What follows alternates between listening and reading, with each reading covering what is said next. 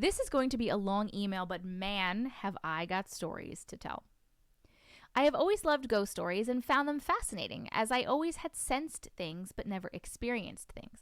That all changed in 2011. I moved to a small town for work, and there was a museum showcasing the history and artifacts from the town's early days.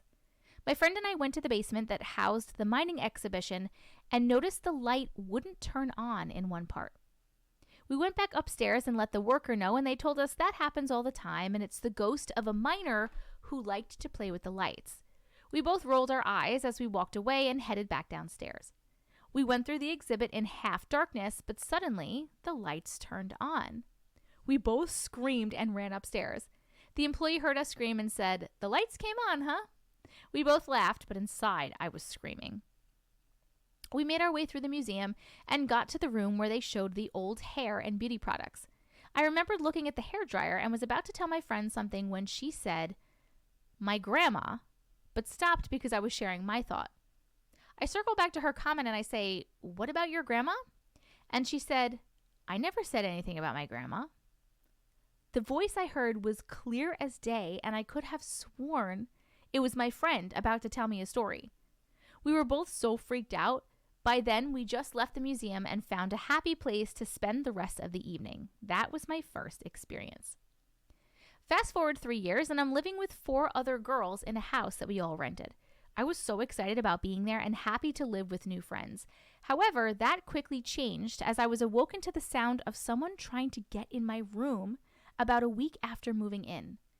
I assumed it was some form of new roomie hazing, so I talked to everyone when we all sat down to dinner the night after.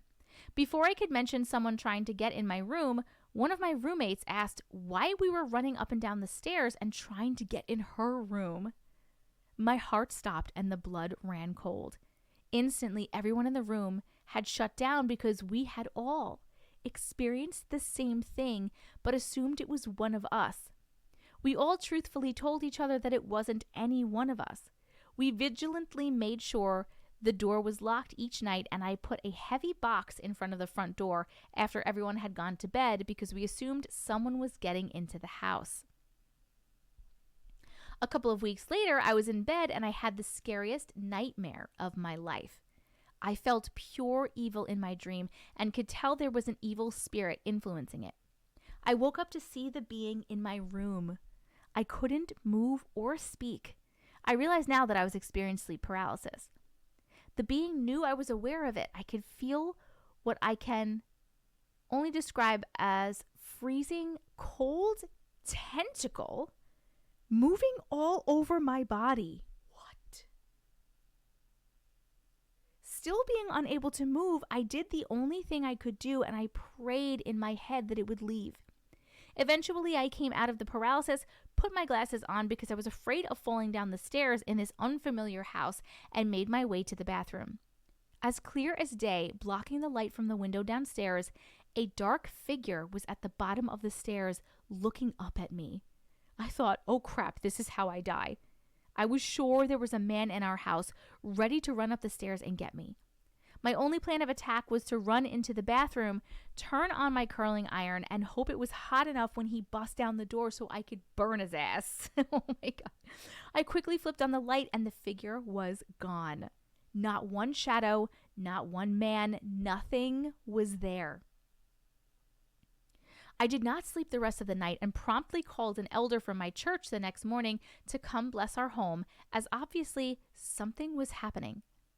I couldn't sleep in my room for the rest of the 3 years I lived there because the night terrors I had when I did were so scarring that I would be shaken for days. One night I was falling asleep on the couch, and my roommate, who lived downstairs, had her TV up really loud. It was really weird because this was not like her, and even when she was loud, you could only hear faint noises but not actual words. I texted her and I asked if she would turn her TV down. She texted back, "I'm not home. I am actually out of the state. What do you mean? Is my TV on?"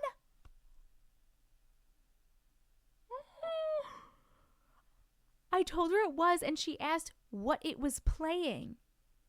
I recognized it as an old black and white movie, And she freaked out because never in her life did she watch things like that.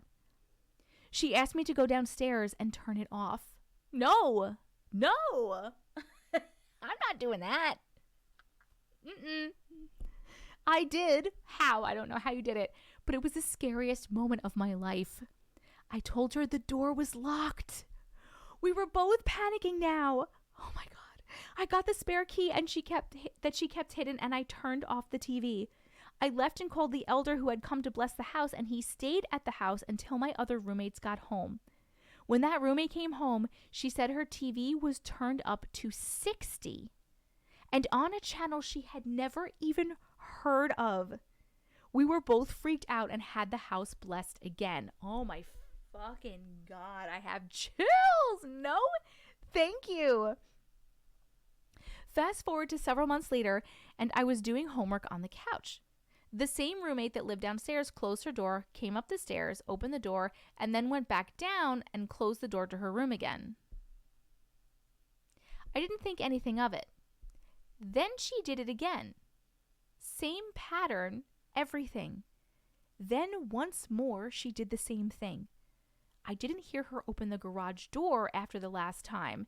It was loud and squeaky, and everyone, even in a dead sleep, would know she was home.